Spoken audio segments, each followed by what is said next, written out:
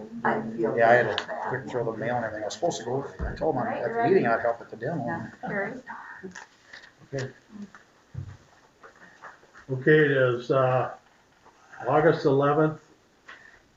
Time for 6 o'clock for a regular council meeting. Please stand for pledge of allegiance.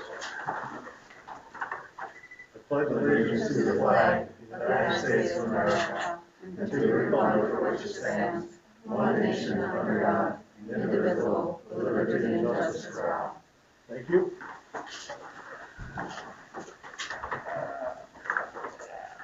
Can I get a motion to approve the agenda? I said, Motion made and seconded to approve the agenda. All in favor, say aye. Aye. Opposed? Motion's carried. Approve the minutes of the July 28th meeting. I'll make a motion to approve the minutes from July 28th. Second. Motion is made and seconded to approve the minutes of the July 28th. All in favor, say aye. Aye. Opposed? Motion's carried. Old business. We did, get the depot property closed and sold and everything. I just gave the check to Lori tonight, so that project has been completed. So that's good. I talked to Nicole Miller about the project. Again, they hope that maybe do some work on that next week, so that's still moving along, nicely. I don't think I have anything else that, I see Lori did put together a public comment sheet that I think is real nice, that would work when somebody wants to come to the council.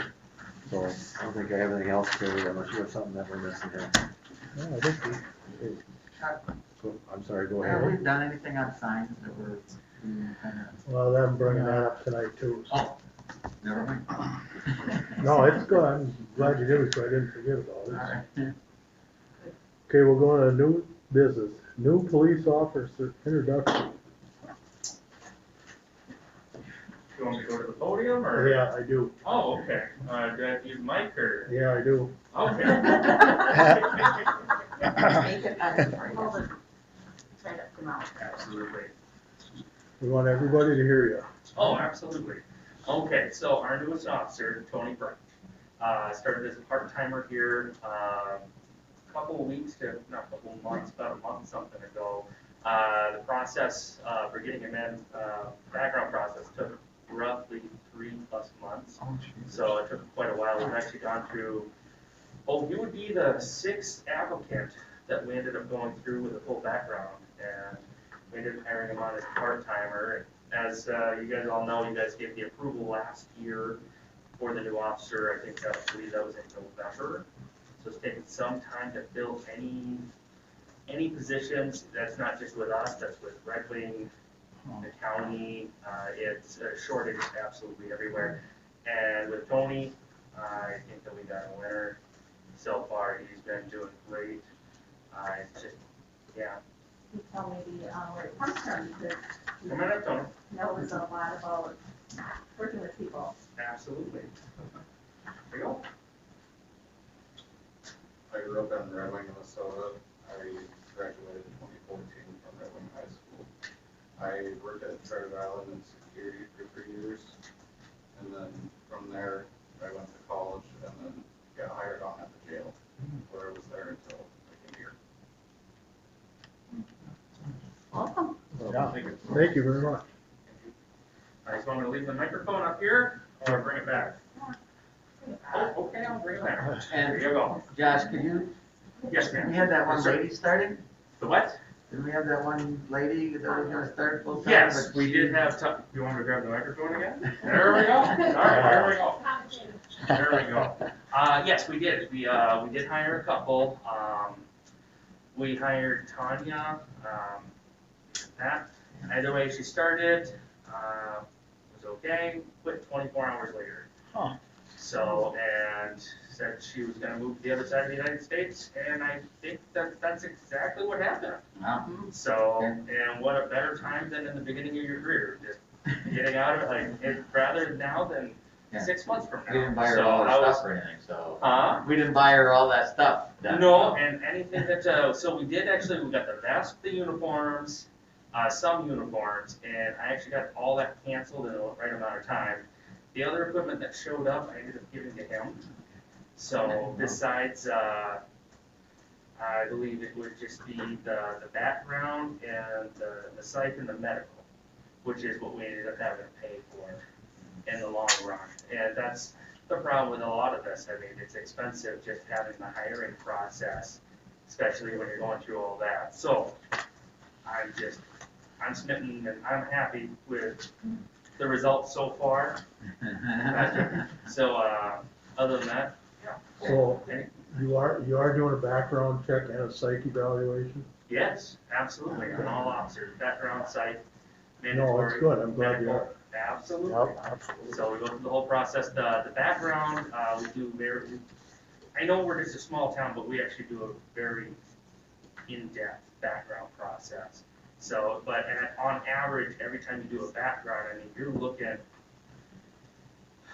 our part-timers, we actually have 2 part-timers that we ended up having go through background school, so we ended up having that. So one of them actually works in Zagro, but he's still a part-timer. So you're looking at the average background usually costs about $2,500 for the amount of time, and if you go somewhere else, they're usually more expensive. So by having our own backgrounders working through the department, it's working out the best. But like I said, we do very extensive backgrounds. Well, thank you. Thank you.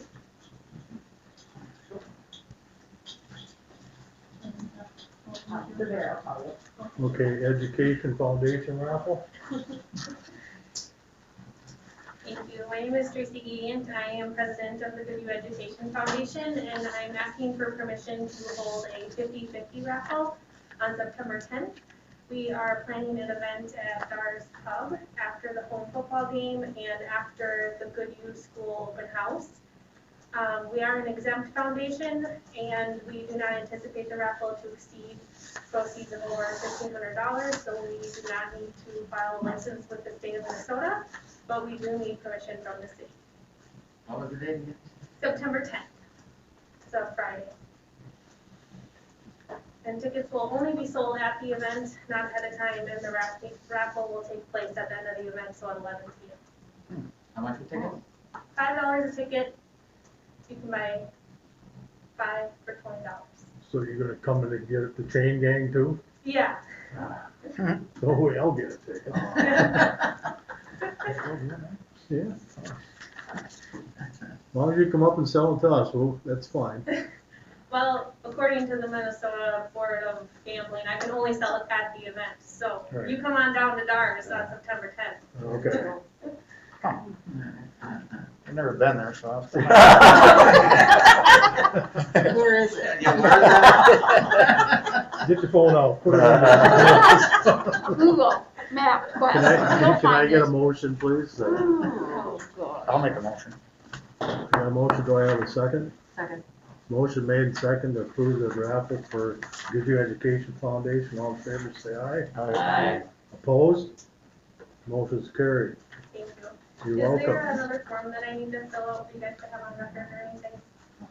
Okay. Thank you. Thanks. Reese, you're next. Nice to see everyone again. So this week's updates, primarily Health Heights and Viola water main loops, still waiting on some supporting documentation on the contractor. Just trying to get those pieces closed out and then those should be good. And just for your awareness, we do have the plat into the county, so they are working on checking that. As soon as we got title work, sent that in, and as soon as that's checked, then I can get recorded and finalized there. So, the bigger piece I had to talk about tonight was the sanitary district, and so. Or do you want me to get to a certain page?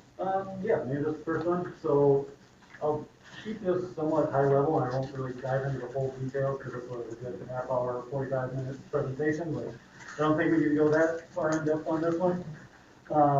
So really more of an update, so if you want to take the next page.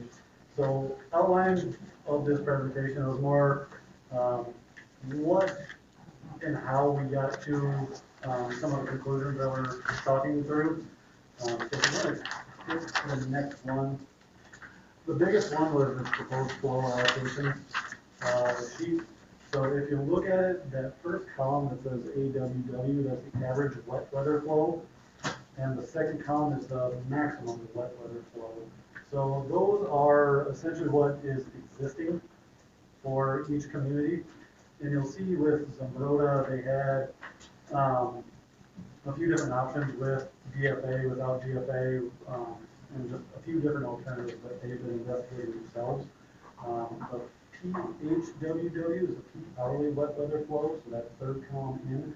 And that's really the bigger one for all of these numbers that we go through. So peak hourly wet weather flow, that would be for all our lift station sizing, our force main sizing, and then some of the cost allocation numbers. And so that is what the maximum rate that we would need to pump.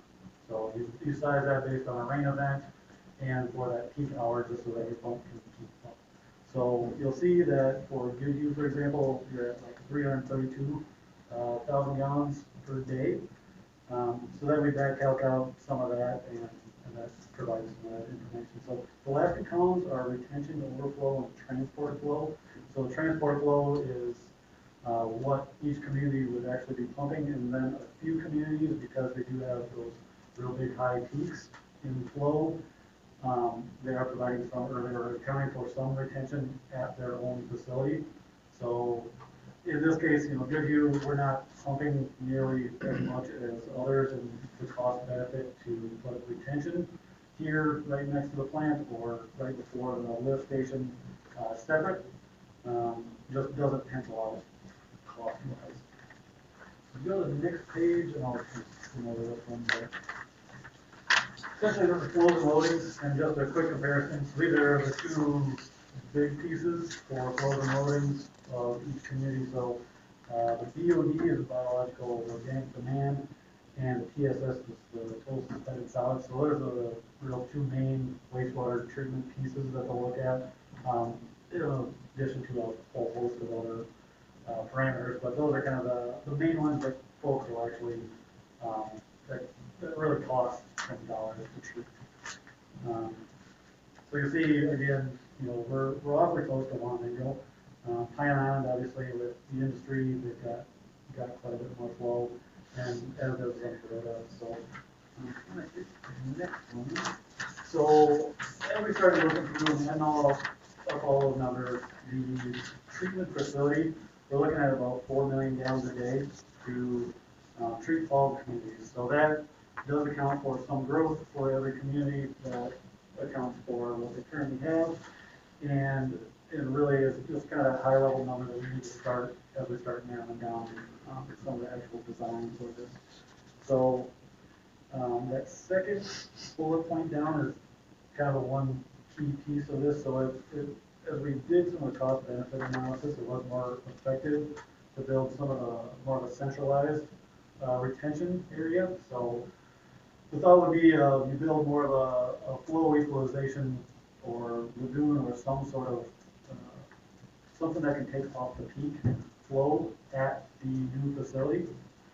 So what that would do is, otherwise you're really having to treat the full peak flow. So that provides you like 3 days of a buffer before it actually gets treated. So it allows things to equalize, you get a much more stable flow, and then it also makes you not have to size your plant quite as large. So we are looking, the new facility, we would be looking within a half a mile of the existing Zumbrota plant, just for proximity to all the communities, but that could certainly change. But for this stage, that's what we're looking at.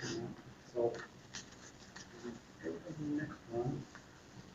Then we did look at O&M costs, and I'll just reading through that one. So we did talk through with CCA. They did provide us a few limits. We just talked on nuts and bolts design, but really, again, looking at EOD, CSS, nitrogen, phosphorus, and then the other big one that may be a piece of this is chloride. And that's one thing that the CCA did put on Goodhue, for example. So with chloride, that's really tough to get out of the wastewater stream. And so that's really the big supplier of that is people's water softeners. And so you basically have two options. You have to do a really high level treatment that's really expensive. You either do that, or you tell people to remove the water softeners, which generally doesn't go over well. And then, three is you basically have to build a water treatment plant that then you're treating the well water and softening there. So it becomes very expensive very quickly if that parameter comes into play. So it's just something to be aware of. But you know, with an overall combined plant, that could certainly account for some of that. So that's one piece I did just want to bring up there. Can I just, Yep, go ahead. didn't Steve mention one time this, and that could we, or would it be an idea to send a notice out to people and say, can you turn your water softener down? Can we reduce some of that? Well, the new ones are pretty much on demand, you know, so it only Okay, doesn't go all the time. The older ones are the bad ones. Like my water softener only runs maybe once a week or once every other week. yeah, Doesn't run much at all. yeah. But my old one, every day. You know, I just waste some salt and everything else on it, so. Okay. So, but I mean, so I got a question, what we're doing down there right now then, are we taking that out? The salt, or the chloride, you currently don't have a limit on it, and so no, you don't need to. It's more of a new thing that PCA is starting to implement, kind of across the board for all the new permits that are rolling over now. And so that's becoming a big parameter that they're looking at, so it So- hasn't been an issue in the past. I thought maybe when we filtered it and then went through the ultraviolet, but it doesn't, that isn't it. No, the UV won't take that out, so it's really, it's dissolved in the water. And so think of it almost like trying to pull salt out of it, but, yeah, you basically have to do like a really fine filter, like a reverse osmosis process. And that can run you, you know, hundreds and hundreds of thousands of dollars. That ain't just Goodhue, that's everybody that has the same issue. Yes. And so a lot of these permits are really gonna be looking at that. So, Do we do a chloride, like, rinse through our system? Well, that's what I was wondering, that's what I was asking, because when we go through the filterization and that, and then we go through the ultraviolet, so we put it in and take it out, but that's not chloride, that's, Oh, for bacteria.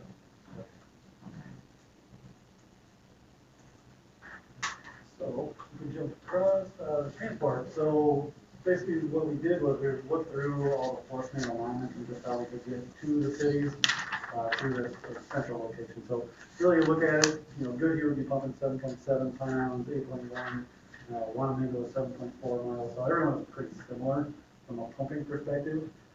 The thought was to really just use, you know, county and MnDOT right away as much as possible, because otherwise you're going to be probably dragging out a process if you have to start going through individual property owners and starting to negotiate, you know, easements and access for that.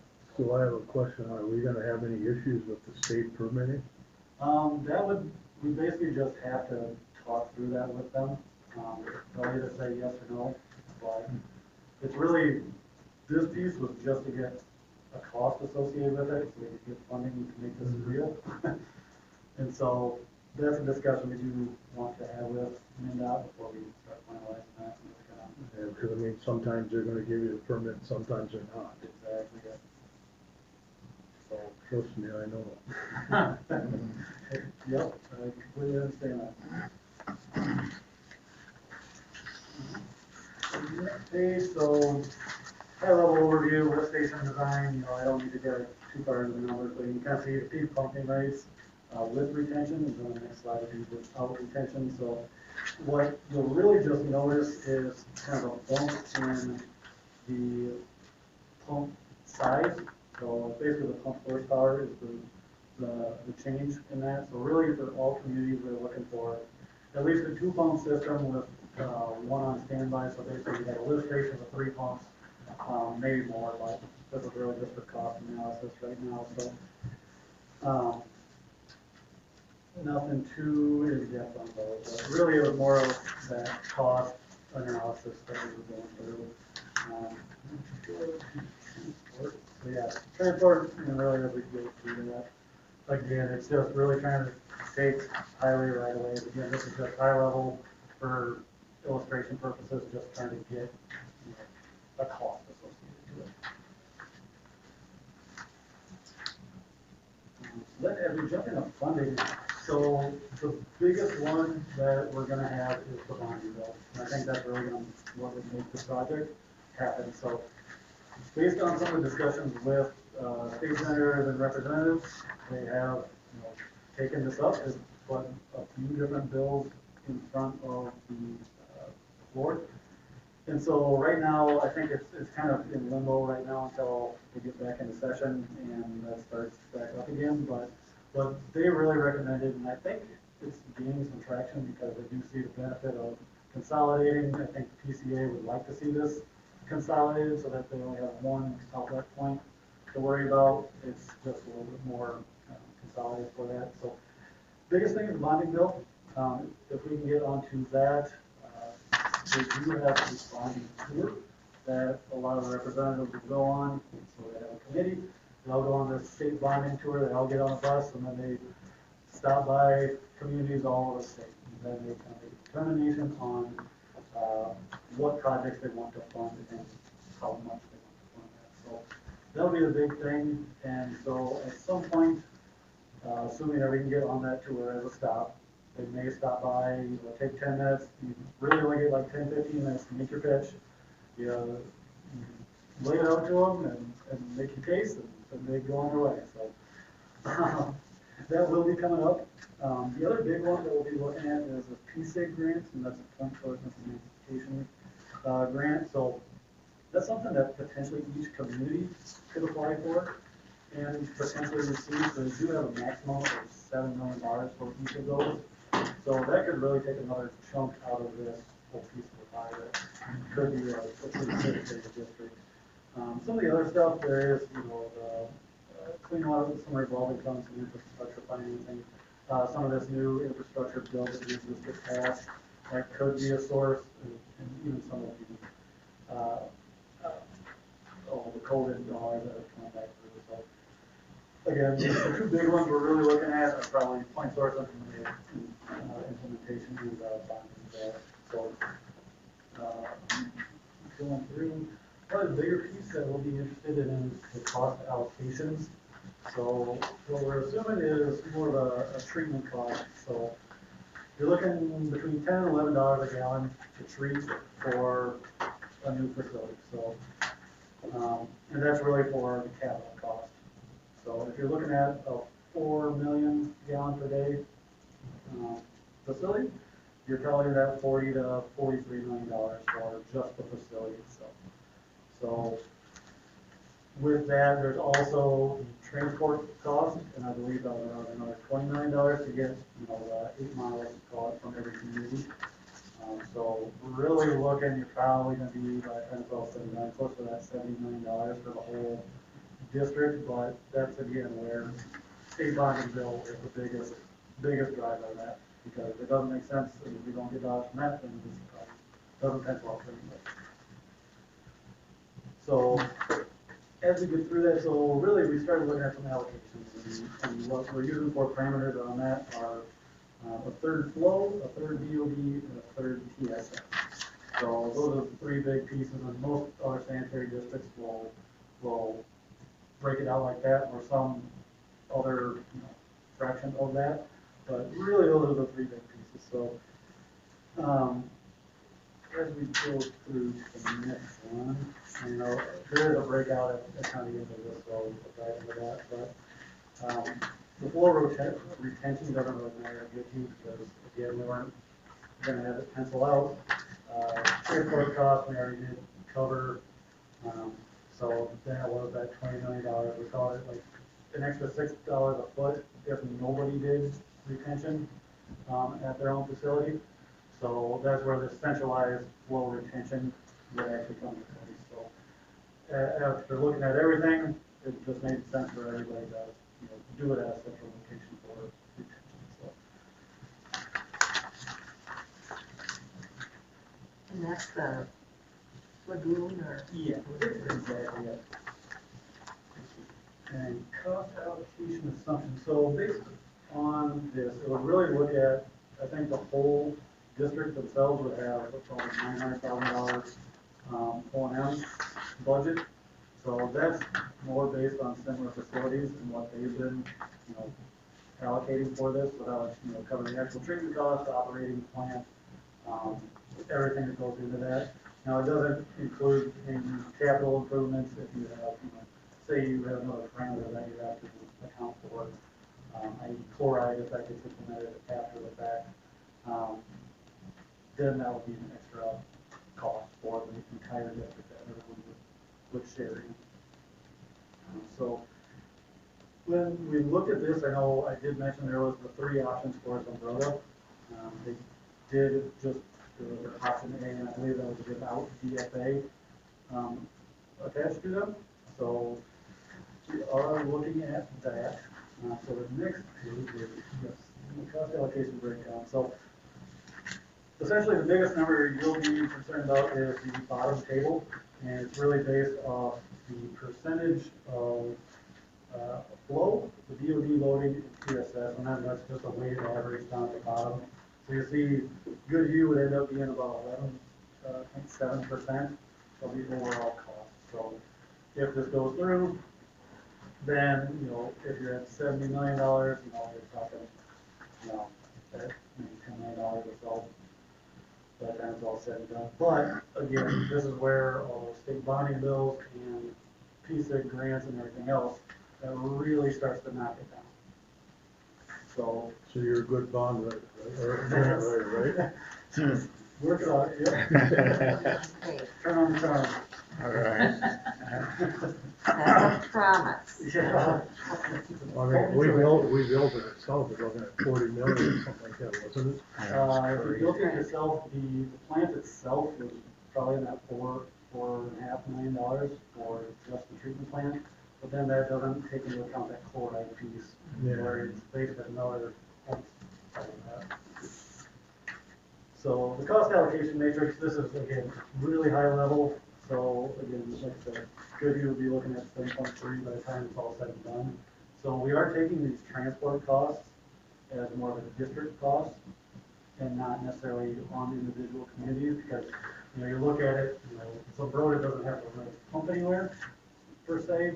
So it's really thought, you know, it's just fair for everyone. And then when it comes to the operations and maintenance costs, then you're basically just having the district take care of your lift station, take care of the force main, and everything that goes along to that. Now, the city would still be responsible for your collection system, so getting the water, or, you know, the wastewater to that lift station would still be on the city. You're still gonna be, you know, maintaining, doing lining, reconstructs, things of that nature. So you'd still be on the hook for that, but everything else would be returned to the city. So, so the lift station, there has to be a new one here? Yes. Okay, And so the current lift station, what you have, it's basically just getting it into your treatment plant. And so the lift station that would be, you know, constructed in this situation would be a lot larger, because then you're accounting for that extra growth in the community as well. Right now, you're pretty much at capacity for anything new that comes in. So that would be new. And then the other piece of that is physically the lift station could not get it to Zumbrota, because basically what we designed for is, we call it friction loss and friction head on your pumps. And so that. I understand that. It's basically just, you know, how much force it takes to actually pump it to that location. The longer that pipe is, the more friction you gotta overcome, and the larger pump size. Okay. So you're saying, or am I getting this wrong? I mean, we're part of the group when it's built, and each town has to do that, right? Yeah, yep. Yeah. And so all, you know, Pine Island, Zumbrota, or Wanamingo, and Goodhue would all pump. But again, Zumbrota is already there, but they still share in some of that cost to construct. So the 96,000 then is what? So that would be the annual operations and maintenance cost, and that's based off that 11% or so, Okay. that was, and so that's just that proportionate amount for that overall $900,000.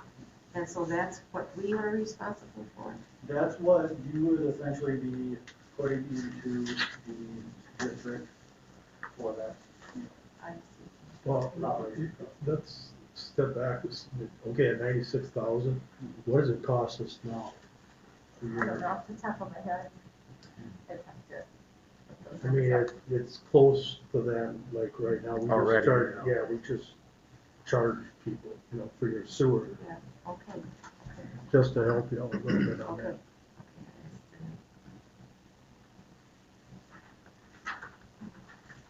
So for the last slide, and then I can open up absolutely for questions. So really, our next big pieces are, we're looking for kind of a matrix of what happens in different grant funding scenarios.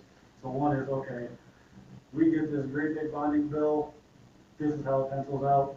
If we don't get a bonding bill, then this is how that pencils out. So we're looking at a few different options of just trying to see how the numbers and if it makes sense, and see who will want to continue on this path, if they so choose. So again, we're just working on verifying, some of the actual funding, if there are any limitations on the number of grants that we can get, if each community can truly get one each, or if it just can be one from the overall district. So then we will be looking at more of a present worth analysis. So that's where we'll go back and say, once we have some of these funding pieces figured out, the intent is to see what a new plan for Goodhue would look like versus joining the district for not only capital costs, but also for that maintenance and long-term cost. So there's gonna be a little bit more analysis on that end, just to really see, if it makes sense 20 years from now for you guys to actually stay in the district. So last piece, really is just finalize the report checks. So we're working just through drafts, and we'll have that available here shortly. And then just really continuing the legislative effort, because really just gotta stay on them, be front of mind, and really just stay in their front of mind. With that, if there are any other questions, I can help with right now. How many other sanitary districts are there in the state of Minnesota? Oh, in the state, and, I think there's a fair amount. I know of at least, I know we've been comparing to like Silver, Yoda, and Belgium, Belgium. I know we've been comparing to like 3 other communities, relatively close. So is this where this model came from, by looking at other sanitary districts and kind of picking and choosing what's gonna work for us as a community along with our other partners? Yes, and so that's where that kind of DOD flow, TSS allocation came from. So it's really based on what other communities do.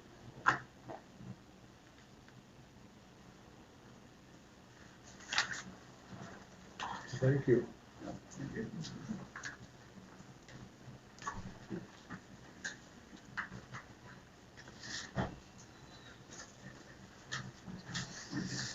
Purple Heart proclamation. I was requested by veterans from Red Wing about Goodhue becoming a Purple Heart city for our veterans. And Zimbrodi, Canyon, Cannon Falls, Redwood, Lake City, they're all in it. They want to know why Goodhue wasn't in it. They want to know if I could bring it to the city council and get it approved. They put 2 signs up at the Purple Heart Veterans Community. I mean, it's basically just a sign of proclamation. But I gotta have a motion and that for that, so. You guys all get it so you can read it?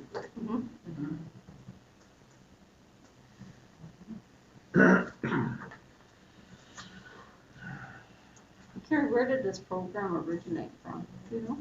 Dick Johnson and Red Wing's the one that got me on it. And I thought it was through the VFWs or something like that. Through the Veterans Administration is what it is,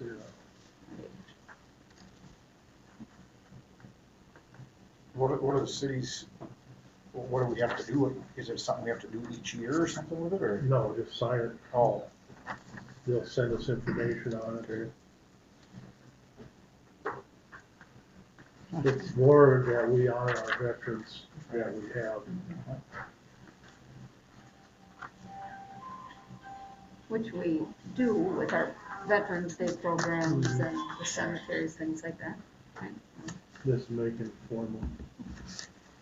Well, I'd make a motion that we adopt the Purple Heart City Proclamation. Do I have a second? A second. Motion made and second to approve the Purple Heart Proclamation. All in favor, say aye. Aye. Opposed? Motion's carried.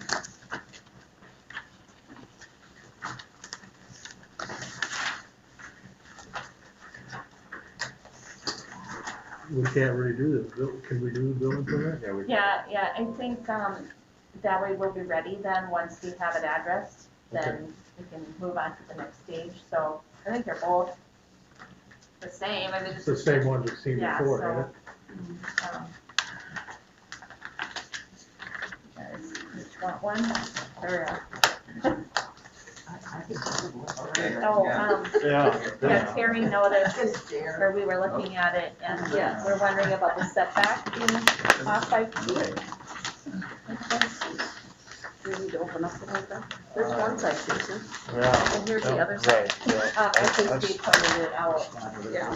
Yeah, as long as the setbacks and everything are right. Well, they're not. Oh, boy. So there has to be an adjustment on that. Where's that form that he, on the setback sheet? That one. On the top. This is the one on the top. Yeah. Oh, okay. Is it from the street or? Yeah, so here is Say, let's all 25. talk at the same time, then we have to do it. So what's the, yeah, that way the people aren't gonna know what the heck is going on. I mean, that way you know what's going on. So on this particular, Drawing, drawing, okay, okay, in the plans, it's short by 5 feet, where it says 25. The 10 feet is correct on the right of way, but on the other side. Steve pointed that out this afternoon and said that that would have to be moved.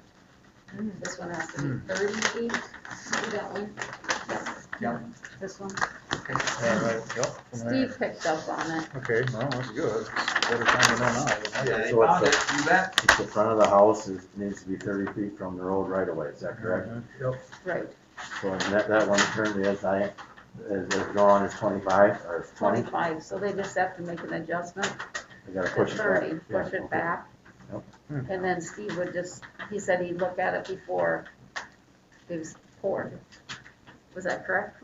Yeah, well, they stake it, Stake and then it, he goes and check at it. Oh, I see. Okay, well, good thing you caught it now.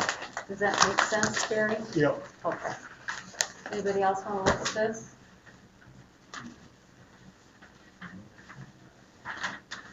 So Lori, you said that we could make a motion on that with, We could, With the correction on the with the setback. correction. Right. Yep.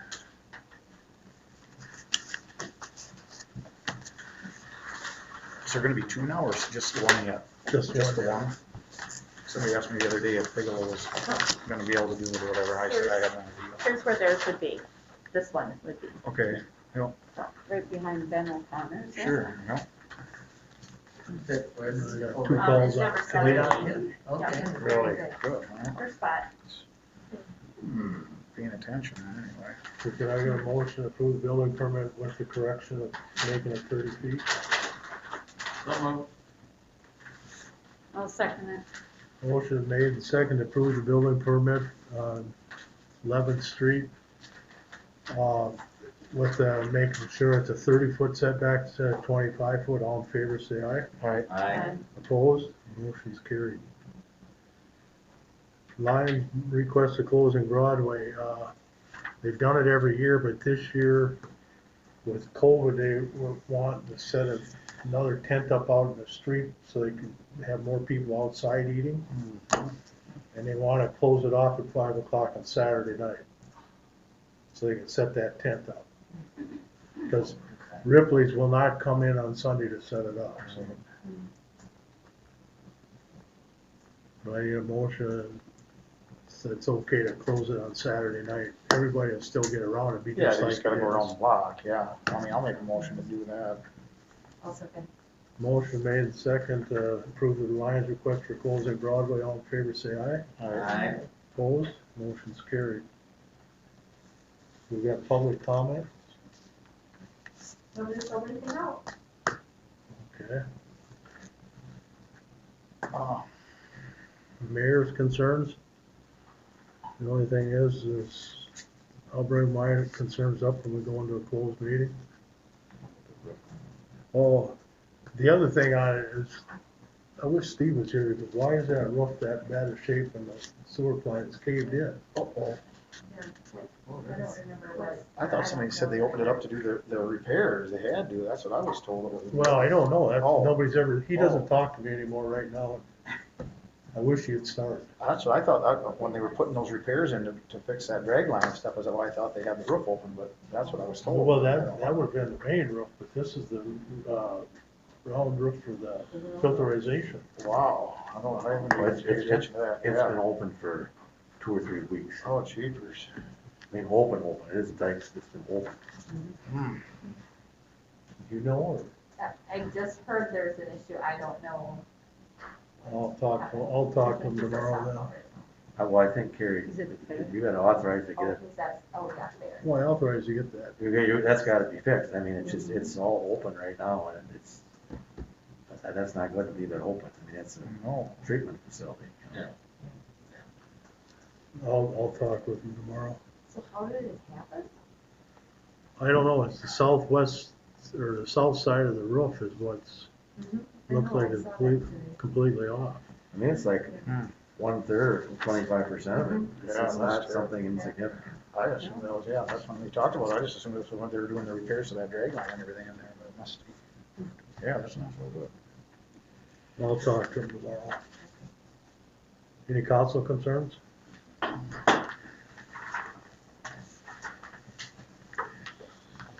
Can we get something about hail damage on roofs and them Yes. being repaired and? Yep, we've gotten an email.